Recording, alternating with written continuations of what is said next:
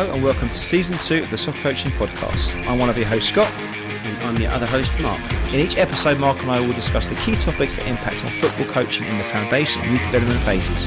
We will share our thoughts, ideas and experiences, and whenever possible include guests so we can get their insights and opinions too. Thanks for listening and we hope you enjoy this episode. Hello everyone and welcome to this episode of the Soccer Coaching Podcast. I've got some slightly bad news and some excellent news. The only very slightly bad news is that there's no Mark today. Excellent news is we've got a much improved co-host for today's episode. I've got the wonderful Ciara Allan with us. Hi Ciara, how are you doing? Yeah, very well, thank you. So pleased to have you on the show. I spent the last 45 minutes talking at Ciara. It's been good. Never seen somebody so excited without a beer in the pub. with no beers. I haven't seen Ciara for a long time, but we met on a coaching course. And when Mark and I started the idea about doing the podcast just over a year ago, we did a list of guests we would like to have on the show. You were the number one choice from me, having been on one of your coaching courses. And it'll come up probably more in the episodes as to why that was. And you were hiding, I thought you were hiding away in the southwest, so I was leaving you alone for a little bit. When I heard you were maybe back in London way, I pounced to try and get you on the episode, and you kindly said yes, and now you're here. Bribery will get you everywhere. Well done. There'll be people out there that won't know who you are. Would you be able to give us a bit of an overview as to your coaching journey, if you don't mind? Just what you've done? Okay, firstly, hello everyone. This is my first one of these and my first exposure to Rice Lips Beefeater. So, my coaching journey, I have been coaching for 16 years now, I think it is, which is a little bit scary when you think about it. I started... When you were 4? Oh, nice, very nice. You see, worth coming, wasn't it? Yeah, definitely for that. I started in high school. There was no girls' football team where I was, and I wanted to play and wasn't really allowed, so the PE teacher sort of said, okay, I'll come and sit and mark my books if you take the team. So first exposure was taking a load of mates down to the pitch and trying to get them to do some stuff. We had to make numbers high enough for them to warrant putting us into a proper football team and turning us into something that could go and play games. So did that, and then my little brother's team needed a spare set of hands, I think, picking up cones and throwing goals around a little bit on a Saturday morning. So went from there, really. I didn't actually start playing until I was 14. That was my first exposure because of lack of opportunities for girls. So I sort of went from 0 to 100. Had, like I said, very limited exposure just in a primary school and pretending to be a boy and did all that for a little while. And then at 14 it just went crazy. Joined an adults team, started coaching my little brother's team, playing in school, started playing for the county side, just went, like I said, 0 to 100. And I'm doing it ever since. Did my level 2 at 16, went and did my UEFA B at 18, and at 18 I was at uni, so I decided to do sport at university, much to my parents' dismay. And they sort of said, well, if you're going to do it, then make it work. Do it properly. Exactly. Yeah. So all of my jobs that I used to pay my way through uni were coaching. So everybody that would have me, and to be quite brutal with it, would pay me. Yep. They got me, and I was coaching 18-month-olds. We were doing dance, rugby, football, running around screaming at each other, whatever it was, right through to had a stint with the Muslim Women's Sports Foundation coaching futsal, which was fantastic. I was doing the university team, I was doing after school clubs, literally anyone that would have me. And then lucky to come out of uni and started at a county FA. Again, I was a community sports coach there, so we're trying to get some people playing football and you're the face that they get to see. Yeah. So off you go. Did that for a couple of years, went from there to Arsenal, and I was not really sure what my title was there. Development officer, I think, was what was on the end of the email, but that was, again, anything that needed to be done. Didn't do it justice. I did it, yeah. We launched a player development programme, so we were coaching aspiring girls, we'll call them. I was helping out in the RTC, the Regional Talent clubs, they called them, so elite girls, and then I was doing after-school clubs with first-timers, so real range. And now I'm at the FA. At the FA. And what's your current role at the FA? Current role is Regional Coach Mentor Officer. Just transferred from the sunny southwest back to the London area. Big smoke. Yeah, exactly. The big smoke. Bit different up here, I have to say. Definitely I bet it is. Yeah. So the programme is we have a fantastic team of people all the way across London that go into grassroots clubs to help the coaches hopefully make the experience a little bit better for the players. And you support those, the mentors? My job is to make sure they have everything they need, yeah. Perfect. We had an episode just before Christmas with one of the mentors. Yeah, Robbie Blood. I think with Robbie, yeah, What which is a guy, excellent. yeah. Yeah, he's superb. So he was kind of coming the episode, but also works with the club quite closely. So we've had the impact of just how effective it can be when you get the FA mentors involved in your clubs. It makes a massive difference. So yeah, 100%. doing I a think good job people out have there. got some different ideas about what they think it is. You know, they're quite worried about having someone come and watch them, but it's definitely not that. It's just help. 100%, it's all supportive. So when you started playing at 14, was that with boys and girls? Did you back then? Was it mixed, or was it all girls teams back then? So before that, I was allowed to go. I was brought up in Guernsey. I didn't give you the full context. Oh, there you go. Right, now it makes sense. But... yeah, when I was in primary school, I was allowed to join in the after school sessions. Yeah. And every now and again, my PE teacher would try and get me in with the odd school that wouldn't mind, but I had really short hair. That's my mum's fault. So I could get away with being a boy a little bit. Should we get some photos on that? No, we're not getting out any Word photos. with your mum. We can leave them where they are. Brilliant. So yeah, 14 was really my first time in a girls' football team. It shows maybe having that diverse, and it's not an uncommon theme here about how coaches, when they start off on their journey, kind of almost do anything and everything and just learn. But that must be a great then toolkit to dip into as you kind of evolve when you're as into a profession, if you like. Yeah, 100%. And also when you're in the role I'm in now, the different types of people that I meet and the different contexts that they're working in, I've probably worked in that environment. Yeah. It might have been for a short period of time, but I've been there, so you can relate. Get the challenges. I can relate exactly. Yeah. Super. Well, we had a chat about what we might talk about for this episode. And I think the topic's going to be a good one, not just for myself, my own development and learning, but for our listeners too. And you're so well positioned for this because I've seen how you do this in practice. So no pressure. But yeah, thanks for that.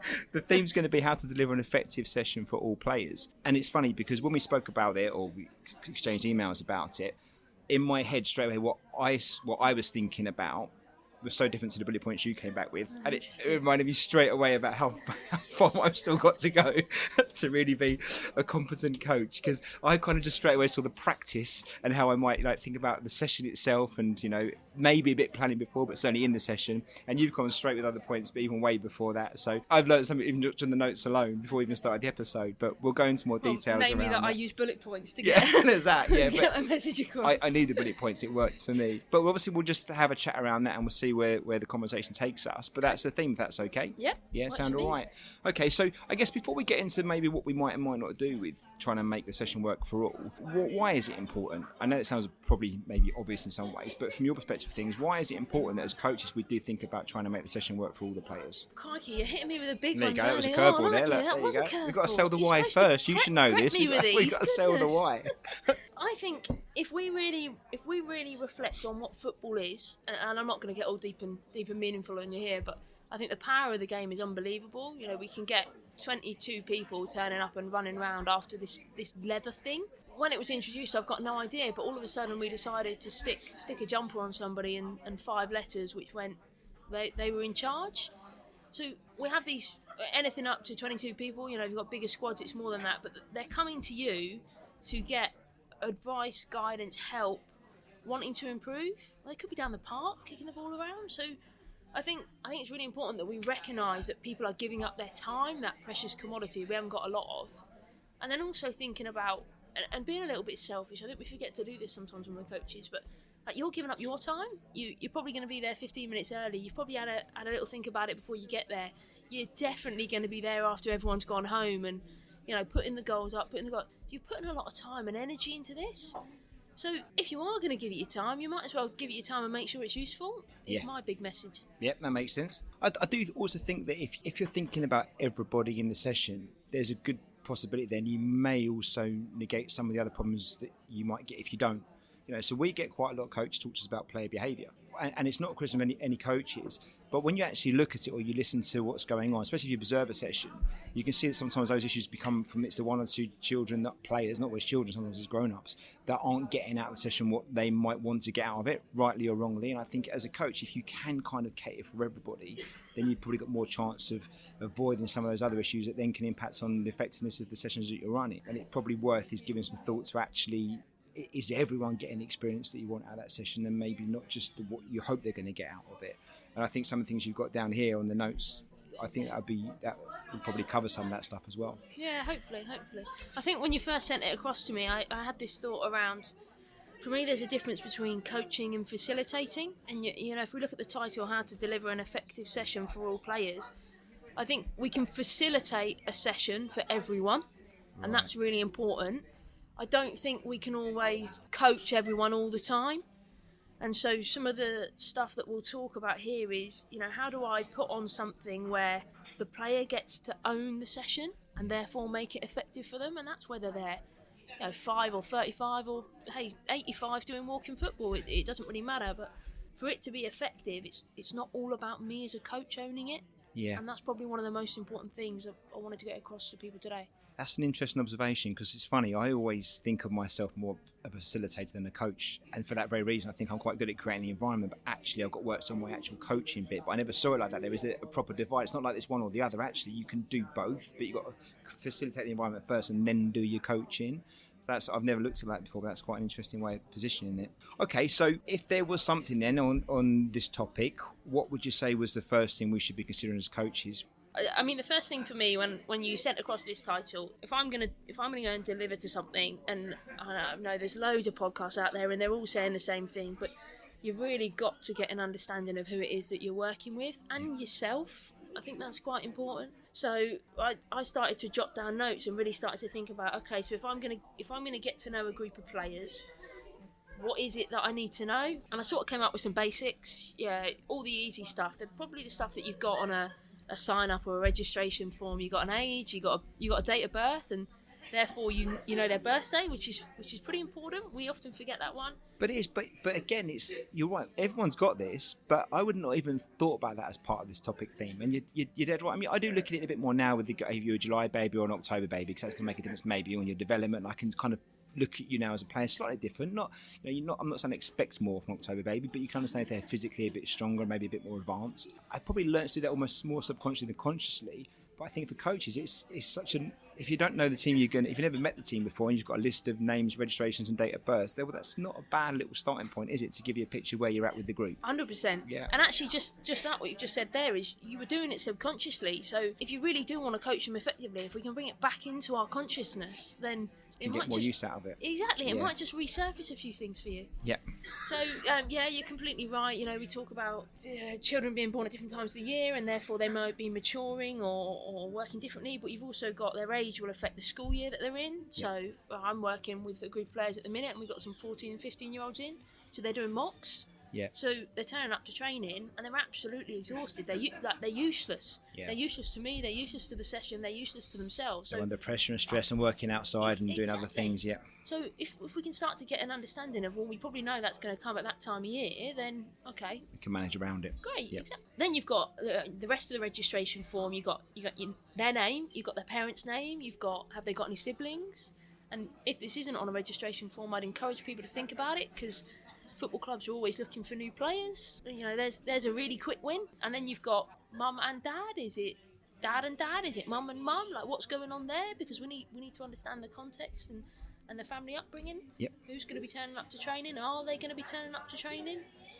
I guess you don't want to make assumptions, but it certainly can get you thinking about certain questions, or maybe make you more aware of what to look out for, right, in those situations. Yeah, the more you understand the family background and what's going on there, the better you can prepare for what the player might bring to the session. And you've also got your advocate. When you work out who's who, potentially your advocate, potentially your challenge. Who's going to be the one that driving them to football, getting in their ear? Yeah. Or is it that are they an Everton fan? Are they a Chelsea fan? Are they let's use some of that, because it's probably going to be on at home on a Saturday, Sunday. Yeah. So can we tap into it? So there's all the, and I call it surface level stuff, but it's absolutely, if you've just got that, you're on to a winner. And then we sort of dig a little deeper. So we've got a registration form that we ask the parents to fill out, but what do we ask from the players? And again, if they're 6 or 7 or 8, they can still tell you who their favourite players are, what position do they like to play, what do they think their best assets are. We might start having to think about, can we do this in different ways? So a club that I used to work at, Nebworth Football Club in Hertfordshire, we created like a Nebworth match attack card. 3 things that you're good at when you've got the ball and 3 things when you're not. And I tell you what, stick a figure in the middle and you can come to the transfer market. Brilliant. So they draw a picture of themselves, they think about the strengths and weaknesses, but it's done in a really fun, engaging way. Love that. Do you know what would be interesting there? Not to do this, but I think if you ask the parents of the kid to do it, what they would give their kid compared to what the kids would give themselves, because kids are a lot more honest about their own selves, and also they know what they want, maybe sometimes more than the parents know what they want. So actually asking the kids themselves to kind of look at that and reflect on themselves and review themselves would be a really interesting thing to do. And there's your insight. Yeah. So if the parents valuing them at 1 million and the kids valuing them at 100, that car journey might be pretty difficult. Yeah, or mum thinks he's a super striker, but kids happen to kind of be the next goalkeeper or whatever else. You just don't know until you ask the kids. Yeah, it's really good. So yeah, stuff like that. And then again, in other clubs, we've thought about. I've worked with players before that have got challenges at school. You know, not doing their homework, not doing whatever. So, if you get them to write, maybe they're struggling at English, they could write a small bio for you. What school do they go to? Who's their best friends? Do their best friends play at the same football club as you? Why is that important? And then as a coach, you can start to go, well, hang on a minute, I might be able to use some of that. Sometimes people assume that this will take a lot of time and they'll put that pressure on themselves. But everything that I've just said there is a registration form that we already asked for from the parents. And then the kids will do it. Yeah. And the kids, if you position that as a little, you've just joined the football club, here's a pack we need you to complete. Yeah. Kid will be through the roof. It's just signed for Arsenal. Definitely. And this is the thing, back to your first point about facilitation and coaching, this is the facilitating bit, right? So you're not doing too much there. What you do with it afterwards to impact on your coaching, I guess, is different. How much you use it and delve into it, but at least you've got the choice there. And if you don't use it, you don't use it. But at least you've got the information there should you want to. 100%. Makes total sense. Very good. 100%. So then in terms of starting to use it, I sort of positioned this, and I know you laughed at me a little bit, but I took a load of notes because I really wanted to come away with some concrete things for people to think about. So I think when you're getting to know your players, think about, and this is language coaches use all the time, but think about the individual, more so as a player, think about them as a person. Think about them in their little unit, so their parents, their best friends, their players that they come to training with, that they get along with, their little unit. Think about them as a piece in the whole team, and then think about their wider squad. Individual, unit, team and squad. How much would that change depending on the age? I mean, is it the same approach, say, if you're working with under 6s, 7s, 8s as under 16s, 17s, 18s? I think having just gone through 2 seasons with a men's team, some of the questions that I think I would have asked them would be slightly different. They might share it a little bit more willingly than perhaps I needed to know. But I like some of those responses. Yeah. I can imagine. Interesting. But you could do it with all, right? It's just you just tailor what you'd ask in a different way and maybe use it in a different way. But it's as important to know what an under 18's thinking is what an under 8's thinking. Yeah, just different formats. So you might engage via WhatsApp with an adult team, or everyone takes the mick. I'm a big Google fan, so I use Google Forms at 3 different points in the season with my adults team. Okay. Because it's portable, it's on their mobile. I can ask them some questions and get them to be really honest. Yeah. But with the kids, I use the match attack card. So it's relevant to the age group. So you said 3 points in the season, so that'd be pre-season, mid-season, then towards the end of the season, right? Exactly. Just to get feedback on how things are going. Okay. And you've written down here about periodisation, macro, meso, and micro. Would that be the individual unit and team, or is that different? So, I guess thinking about how do you use. So, if you take this information, I think it was Mourinho that. Well, he's been attributed with this stuff. Whether he came up with it or not, I'm not sure. But they talk about... We're all coaches. We all steal stuff from everyone else. Exactly, so that's all right. Just put your name on it. And it's a fancy long word, so I sound clever, right? I like it. So macro would be the whole season. Meso is sort of medium term, so it might be 6 to 8 weeks. And then micro would be the individual session. So you'd use the information to think about, not just in the moment, you're thinking about, how does what I know impact on how I support this player over the whole season for a period of time and then session by session. I think so it linked back to the point about being really effective. A lot of people now, they've moved towards this piece around individual challenges. So they've got these players, they might have done some player profiling, and that's really nice, and they've got to know their players in great depth. And then they go, okay, they've got 5 things to work on, so every week I'm going to give them a different challenge. And by the way, I've got 18 players turning up to training, so as a coach I need to manage 18 different challenges. That's completely unrealistic, just putting too much pressure on yourself. So that might be where you say to them, a meso planning block. Over the next 8 weeks, your challenge is every time that you get the ball, try and beat a player. have it for 6 weeks. Yeah. And that's your responsibility. It's not mine. And you can rate yourself at the beginning, rate yourself at the end, and see what you've done to improve on that. With individual challenges, I was going to ask, how important is it that the players themselves either choose the challenge or buy into the challenge? I mean, as a coach, can you just give a player a challenge, or is it important that they kind of embrace it as well? I think it comes back to this: what do you know about them? Are they there to improve?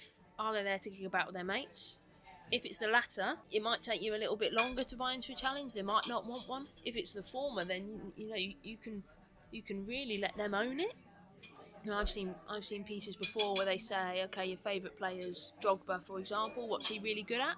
Yeah. Where do you need to improve? And therefore, how could you do that? Yeah. Come up with 2-3 things that you're going to try in every single session. So it really does depend on that first piece. For sure. What do you know about them? What would you say is important?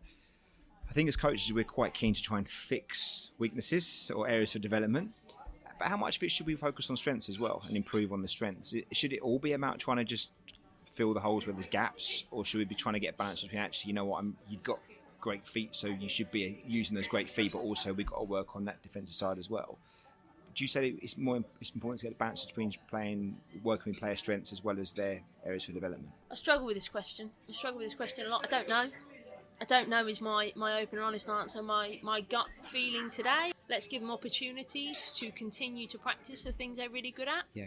But I might need to help them a bit more on the areas that they're struggling with. Yeah.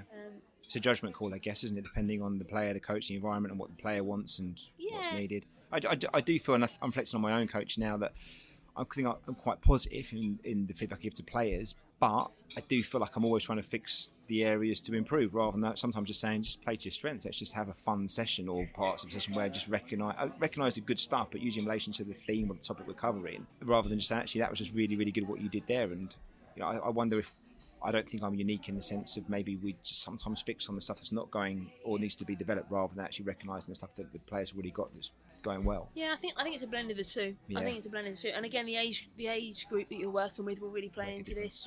Knowing that you're working with young players, I think those opportunities. And again, I use the word facilitating there. When I'm facilitating practices, I see my role as putting something on, telling them how they can get on and do it, but then letting them do it. So my role would be praise. Yeah. Just keep praising, and that's where I'm really leaning in on. You think you're the best dribbler here, and I'm going to tell everybody that I agree with you. Screaming your name from the rooftops, clapping everything, jumping up and down, whatever it is. Yep. But that's where I can really lean in. And we talk about the importance of using games and game-related practices. If it's the norm, you'll have plenty of opportunity to praise the things that they're good at, and then you can design practices that help them with the other stuff. Makes sense. Okay, well that feeds in nicely then to around maybe looking at that. So if we've gone back to looking at the stuff we have from the outset, so looking at maybe those registration forms and doing some kind of questioning and research match tax around the players and got that, and we thought about maybe some periodisation around looking at the whole season, maybe part of the season and session by session, how would you suggest we could feed it as coaching into the practical kind of right now? It's Saturday morning and we've got the 90 minutes, if we're lucky, of the players. How might we use that to make the session effective? So I guess it depends how detailed you want to go on that season-long planning. So your macro plan might be as simple as a team, we want to get to the end of the season and still have the 18 players that we started with. Okay. And therefore our medium-term plan is to ensure that we've got 6 weeks worth of fun practices, mainly revolving around working on in possession, because that's what the kids have told us that they like. So it depends on what the goal is. It really does depend on what the goal is and how that fits together. So macro, then meso. So your individual plan might then be, today we're going to work on those 3 players in particular.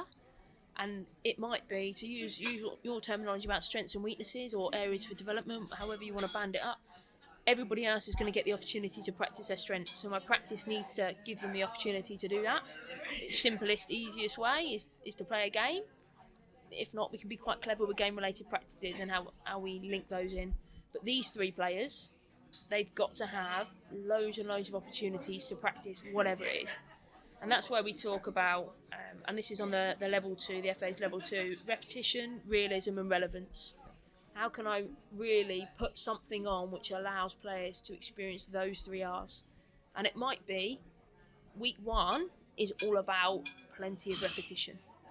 week 6 we might really get into the relevance and realism. Okay, that's interesting. So you're saying actually it's almost taking that constant variable random approach then. I get you. All right, I never thought about it, but okay, I see. It's all about your players. Yeah. What do your players want? Is it fair to ask an 8-year-old who needs to get better at dribbling to go and dribble in isolation around a set of cones for an hour? Probably not. Yeah. Loads of repetition though. No realism, no relevance. Yeah. So we've got to be aware that by scaling the repetition up, you lose some other bits. It gets tedious and it's boring. Yeah. But also, by scaling up, let's say we scale up the realism and we just play games, we're probably not going to get that many opportunities to dribble. Yeah. So, and yeah, we can do some things. We can put in challenges and we can manipulate the practice. We can make it smaller, bigger, play with a different size ball. We can start to be clever. So this we might use step or constraints. So looking at the size you got, or the equipment, or the people, but also maybe some constraints or some rules in there to try and manipulate a game to make something happen more than it might otherwise. It's all in the planning now. It's all in planning. It's all in the planning and how you want to set your practice up. Yes, so we've mentioned their step, absolute gold dust. I think having done my A licence and gone through all of my qualifications, I still come back to step every single practice that I work in. I remember doing my level 2 practice and having the space too small, simple as that, and not changing it in the practice. And I cringe now, like that was 5-6 years ago, and I still think, well, let's make it bigger. But you don't want to not admit you were wrong, but you kind of feel like it's showing a mistake. But it's taken me literally 5 seconds to make the space like 5 by 5 bigger, but it made the whole practice much better. And I'll never forget it. My assessor was very flexible about the whole thing and didn't really give me too much of a hard time. But I know it was wrong, and it's such a simple thing to use, and it can make such a big difference. You know, if you adjust the time or the space, the equipment or the people, can really make a session either completely ineffective work really well, or the other way around if you've got it wrong. From your experience, then, do you think coaches look at step enough and use it, or do you think we could do better with making changes in sessions to make them work more effectively? I think we can always be better. Yeah. And I'm not a glass half empty kind of girl. It's definitely half full, but I'm always looking for opportunities to improve myself and to improve others. So I'm always on the line of we can always do more. Do you think that's an experience thing? Do you think it's just like, you obviously see coaches quite a lot who are going through their badges and they're learning, or as we all are. Do you think it's one of those things where actually that's something you get better at as you get more experienced, or some people just? I think there's something about when we actually get into the delivery, and again, to use fancy words, reflection in action. Can I stand there on the side in the moment and make the changes? In the moment, observe, identify the problem, but then think about how to fix it and then action it. That's quite a skill. Yeah. And yes, it does come from experience, but it also comes from that willingness to, a little bit like you said, not necessarily admit. Well, it is admitting you're wrong. Recognise that it could be better. Yeah. That makes total sense. And what about? So if we've got this, we planned it out and we've thought about our macro, meso, micro, and we're thinking about, we know the players and we put this into place and we're willing to make the change in the moment if we can. What about delivery then? If we're actually delivering the session now and we want to make it the best possible experience for the players that we've got, what advice and guidance would you give around that? Think about your session before you get there, and that people say that planning is really, really important, and planning is one word for it. I just call it thinking, because I spend a lot of time driving in my car. So planning for me is not scribbling down on pieces of paper or taking notes or whatever. It's running through my head and trying to picture my players playing in the practice, and then really thinking about what if Scott turns up tonight and he's had a bad day at work and he doesn't really want to run around, or he had that Achilles problem last week, so actually I'm asking him to sprint quite a lot in this first part of the practice. So, what if that's not going to work? How would I deal with it? So I've almost got my plan. I've really focused down on who I'm going to target within my practice. I know how I'm going to facilitate it for everyone else, but then I've got a plan B, a C, a D, an E, and F. And actually, my what-ifs are normally around step. Yeah. So, if he does turn up and he doesn't want to sprint too much, if I just make it a little bit smaller, if I just make him work for a little bit shorter time, is that going to solve the problem for me? I love step. I think it's class. Well, you're right. It's kind of like your safety blanket, isn't it? It's your insurance policy. And I think that's one thing that I've learned over the last couple of years is that visualization of, when I'm planning the session, what would it look like? But be realistic, not what I hope it's going to look like. What is it really going to look like? And be prepared to think, okay, if it's not working, how can I scale it back a little bit? Or if it's working too easy, how can I scale it up? And then all the what ifs. What if I only have 9 players rather than 10? And what if one gets a knock halfway through or gets upset and wants to take 5 minutes out? So you're right, and that's where you're thinking about, okay, I can make the space a bit different, or I can make that work with 9 players there by making that change there or something. I think if as a coach you've got that plan in place, you're much more relaxed in the session then as well, because it's kind of hopefully unfolding how you visualised it, both good and bad, in the sense that it may be a bit difficult at first, but then if it doesn't kind of pan out how you wanted, you've got those what ifs in place and you've got some solutions around that to make it work. Yeah, and I always, after I've spent all this time thinking and talking to people, I use a lot of people to bounce ideas off, I will always scribble something down on paper, and that paper will be there with me. Yep. So if I need help on the side of the pitch, I'll get the players doing something, and that might be them trying to figure out the practice for themselves, or it might be me just saying, do you know what, leave that alone for a second, go over there and play a game, set it up for yourselves, off you go, crack on. And I'll put my bit of paper out on the side and I'm scribbling on it going, well, hang on, I thought it would look like this, so what's going on? But that's, you use the word safety blanket. My safety blanket is a little bit of scrap paper in my pocket that I'm ready to go back to. But you're right, because you're better off giving yourself a couple minutes to look at it, keep the players doing something just for a minute or two to get it right, so that way you're not going to waste half an hour doing something that's not working, just trying to get it to work, rather than actually giving 2 minutes of thought to kind of adjust where you need to. And again, I wonder if as coaches sometimes, and I've done this previously, you kind of almost bail out of practice too quickly because you're not really ready to deal with it not working, and you kind of almost give up on it, or worse, you kind of flog it through it and just try and make it work even though it's not working for half an hour, and then you get the dreaded question, what's next, or what are we going to play a game, or and that's when you've lost the audience and it's not really doing what it's supposed to do. Being brave enough to either just park it for 1 second and get the players doing something else while you rethink it, or make the change in the moment, I think it probably is a skill, but it's also just a case of having confidence to do it as well, I reckon. Yeah, and like recognising that you are rabbit in headlights for a minute, because we've all been there, cold sweats are hitting and everyone's looking at you and you're just shouting at them because it's their fault, it's obviously not your fault. You're getting frustrated, and that's where I came back to at the very start. You've got to know yourself. You've got to know so true. that if you're walking into the session in a bad mood, your temper's going to be a little bit shorter and therefore the practice probably isn't going to work. Yeah, that's a good point. But that comes on to other points made about keeping it simple. How important is that? Do we as coaches overcomplicate things sometimes, and does that add to the pressure of delivery? And should we be trying to keep it simple? And how much that actually comes down to the planning in the first place? KISS, so KISS is something that I live by in life, and that's not necessarily that things are simple. But as I said to you about this, you emailed me, I went away and thought about it, I came back to you with some bullet points and some headlines.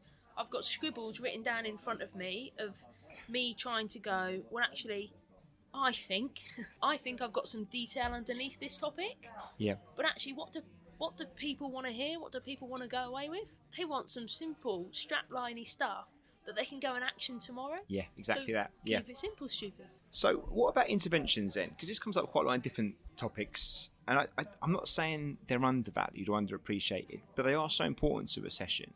And I would imagine if we're talking about here about, okay, how do we make our sessions work for all our players that we've got? Interventions are part of that. How do you see interventions, and how do you use them to make it work for all the players? This is pretty big for me, particularly in the mentoring world, and sort of me coming at stuff with that lens. I think communication and how we communicate is absolutely vital. There was some research done, and those of you that know me know that the research has been debunked ever since, but I love it. I live by it because I believe in it. So they say that if you've got 100%, communication can be split into 3 areas. Oh, yeah. Body language, voice, and then what you say, your content. Body language being 55% of stuff, and how you come across. So when we think about us as coaches, where do we choose to stand?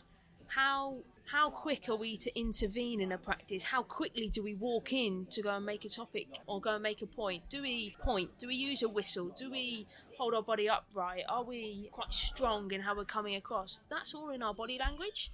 So before we've even opened our mouth, the players probably know what's coming. Yeah. Or they think they do. Or they think they do, yeah. And that's probably sometimes just as bad. Yeah.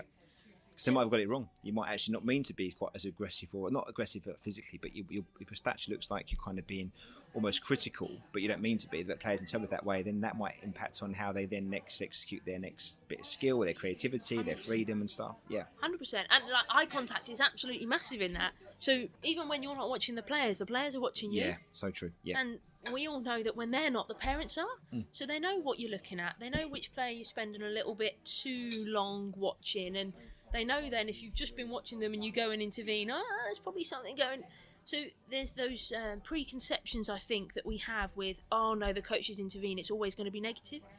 So I think just being really, really aware of your body language and how that comes across. The next one, so we've used 55%, then there's 38% that's about your voice. A fantastic individual, a lady called Liz Hughes, who runs a company called Create the Difference. Well worth a follow. They're good on Twitter. She was telling me about, and again I'm doing it again, an anagram, whatever we're pretending to call that thing.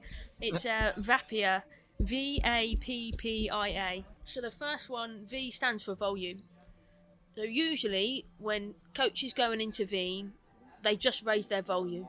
And naturally, what happens, I'll start to do it now. When I raise my volume, it sounds like I'm angry. Sounds like I'm quite... being told off, yeah, sorry, Scott. Sorry about that. But parents do it as well. So that comes from that stereotype before of, I'm being shouted at. So volume, be aware of it, use it, be really clever with it. Particularly with young players. You know, when I used to go into schools and I'd have 30 primary school kids that hated football, I'd go in and I'd whisper. Yeah. And all of a sudden they're going, hang on a minute, my teacher never whispers at me. So then you go, well, let's match my body language. I'm going to go down on one knee, then I'm going to whisper. So now the kids have got control and I'm talking quietly. And then my first thing is, right, kids, you've got 30 seconds, go and make as much noise as you want. And the kids' minds are blown, like they're absolutely Can't blown. believe it, yeah. Because the volume thing has just been interchanged, it's been flipped on its head. You span it around, yeah. Exactly. A is for accent. You can't really do much about that. You know, I've got a Guernsey, Isle of Wight, partially Irish, London twang going on, and that is what it is. But do you dial it up and down depending on where you are? Probably do, yeah. When I was down in the southwest, I probably did. But, you know, that is what it is, and you need to be aware of it. We quite often find that we might try and pick up dialects. Yeah. So when you talk to Scottish people, when you speak to people from Liverpool, you try and copy it, and it might change the tone of your voice. Don't do that, because people don't like it, but just be aware of your accent. Yeah. P and P, I'll put them together, pitch and pace. Absolutely pivotal. Like I said earlier, we raise our voice, our pitch also changes. So we can sometimes get high and squeaky, difficult to understand, really difficult to understand, and just, to be honest, annoying. And then when we talk about our pace, when we're excited about something, we talk really quickly and our words start to blur together, and hopefully you're getting motivated and inspired by me, but also you're like, wow, that was just a whirlwind.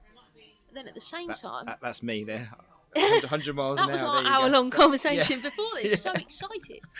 And it's great, but we need to think about when's the right time to use it in a practice. And then at the same time, if I'm slow and I'm monotonous and I'm boring... Lose people quite quickly the way as well. Particularly kids. Yeah.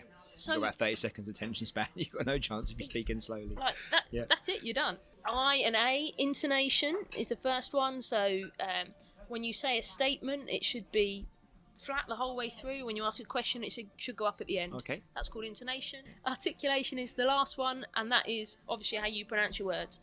So again, now all of this is just about being aware. So I use this, and people have heard me say this before, I talk quickly. I have a lisp. I've got this strange accent going on. When I'm tired, all of that gets made worse. Comes out more, yeah. So when I'm working with players, 8 till 9, when I've had a long day at work, I've got to be aware of myself and how I'm going to come across when I go in, I intervene with players, because it will have an impact on them, whether I'm aware of it or not.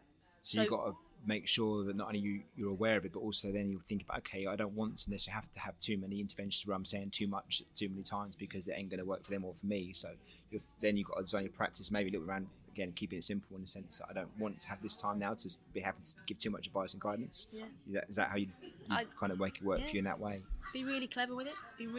And that is in that stuff when you're standing on the side of the pitch and you're going, you know, in my plan, I was going to do this and this is how I was going to do it. But actually, recognising where I'm at, seeing where the player's at, I've changed my mind and I'm going to change my volume, I'm going to change my body, like whatever it is. I guess one part is language in the sense of the words that you use as well, because, and I'm guilty of this, you kind of say adult terms, if you like, that kids haven't got a clue what you're talking about. You kind of think you've got to make sure you're using the language that works for them. And also maybe, I think you said at the beginning again about knowing the players, know their language as well, because I mean, all my little undergrads are all playing Fortnite, so you've kind of got to become a Fortnite expert, because then you can speak the lingo and you can kind of then use stuff that relates to their world that's going to be more effective than the stuff that I might have used 20, 30 years ago. Is that important, do you think, in Yeah, coaching? 100%. Yeah. So the remaining percentage, and again, I know this research has been debunked, is 7%. And So it's this around is the speaking content. bit, so it's, It's, okay, what you actually say. What's actually coming out of your mouth. And you're exactly right around, you've got to, well, I don't want to say you've got to, because I'm not going to get to understand Fortnite and all these, what their dance moves and X, Y, and Z. And you know, I'm not a 7-year-old child, and I'm not a particularly hip 30-year-old either. So I think we can take the time to listen. Yeah. And when somebody says something that you don't quite understand, ask them a question them on about it. Yeah, And I love that. Yeah, exactly. If you're going to take an interest in them, and all jokes aside, when that dance move came out, it's all the kids wanted to do. Yeah. So, you couldn't stop them flossing. That was a thing. Yeah. Flossing, that was it. So just put it in your session. Give them 5 minutes and put it in the session. Enjoy it, make something out of exactly. it. Exactly. Get out of the system, and then have a go at some stuff. So yeah, language is vital. Okay, so that moves me on to another point then. Peer-to-peer. Again, thinking about this whole thing about, okay, let's get the most out of the session for everybody. A lot of it's on the coach. We've looked at the information we've got up front. We've maybe dipped into other resources we've been creative around trying to get more information out of the players specifically to get a picture. We've planned out our sessions maybe over the longer term, the medium term, and the immediate term. The session, we use a step in the session to make sure that if we've got issues, we can make it work. We're keeping it simple. We're using the right interventions. How much can we use the players themselves to support each other? We've covered quite a lot, haven't we? We've done all right, haven't we? Yeah, There you go. That's where I say to you don't have to do it all. You really don't. It would mean much more to a 7-year-old if somebody in the practice came up to them and said, "You were wicked tonight," than it would you as a coach going, "Yeah, good job." Just keep it simple, stupid. Take the pressure off yourself. Think about the resources that you've got available to you, and one of those is the players. I think the caveat, the health warning that comes with it, if you're going to ask them to share their opinion with each other and create this culture of people and players, whether they're young or old, where they're comfortable to share, you've got to be prepared for what might happen. The honesty that comes with that as well. Exactly. Yeah. And kids can be brutal. Really honest, yeah. Well, and again, I think it comes back to having those overriding principles. And if respect's one of those, well, then you can do these things in a safe way. Because yes, you want honesty, but it's got to be respectful honesty. And under sixes are capable of being honest and respectful. So I think it's just, you can't have one without the other, can you? It's all right having peer-to-peer learning and asking for feedback, but you've got to put the other things in place as well to make sure that's going to be more constructive than it is destructive. Yeah, 100%. And open yourself up to it as well. Yeah. So if you're wanting kids to start to share stuff, are you willing to say, even if you turn around to the kids one night and go, "I'm really sorry tonight didn't quite go how I planned. Maybe next week you could help me." And then the kids will go, "Well, Mum, guess what? Dad's this coach has asked me to do." And if you're the dad, imagine saying to your son or daughter, "Tonight didn't quite work. Can you help me?" Yeah. Imagine that's a car journey home. How powerful. Yeah. Well, and that's my final point then, if that's okay. It's about overall feedback. We've kind of gone through the whole session now, and this is the whole planning and the session itself. But what about overall feedback then? And both from, as a coach to players, how would you think that could look best? And how frequent should that be? But also then from the players to the coach, how should that look and how frequent should it be? Yes, it is the most valuable thing that you will ever get, feedback from the players. And if you can get it from the parents, because they will have their view, of course they will. How regularly as possible, without putting that pressure on yourself. If you're getting feedback every single session which says, "Well, coach, you need to do more of this," then all your planning that you've done at the start will go out the window. So as much as possible, but also manageable for you. So that's where you need to really have a think about what's right. And how would you do that? We'll come on to the other way around with that players, but if you're the coach, is it kind of just offering an opportunity for parents to catch you into a session? Would it be more formal? Would you kind of send out a survey or something? Try and do a blend of the two. Yeah. I think if you're going out to parents, they're on the go all the time. They're also on their phones all the time. Yeah. So forms, WhatsApp, text, having a parent spokesperson.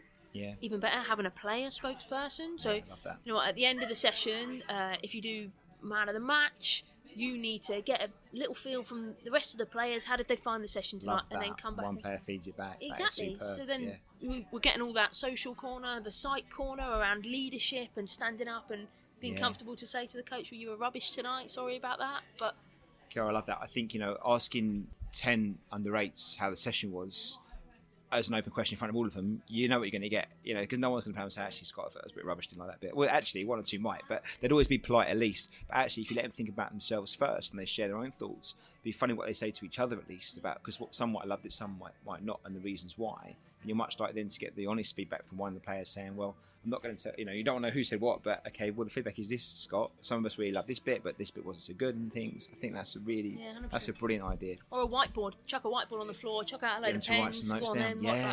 And that piece around, like, what do you remember? And they always give you the keywords that you want. Yeah. So if you can try and be quite clever with that question, what was your favourite bit tonight? What did I do as a coach which you really enjoyed? Or what was it about? So it's the same question, just asked in slightly different ways, and then you'll get different answers. Again, that's great, because actually, you know what it's like when you work on something in a session, there'll be some words and terminology around that, I'm sure. If you go through it at the end, you kind of almost cue the players up for the answer, and they just basically just give back what you kind of batted out there for the last hour and a half. But if you don't almost say anything, can you give them a whiteboard, a blank whiteboard and some pens, and just say, write down what you remember from the session. Be interested to see what they come up with, and because those bits they write down are the bits that actually had impact, right? And it may not be the things you're trying to get across, but at least you kind of know then, and then you won't be surprised in maybe that some of that stuff doesn't transfer maybe on match day or something else because it hasn't actually worked. Maybe you've got some more work to do around it, but those things they remember and write down have probably got more chance of you'll see in that maybe play out in practice in different ways. Yeah.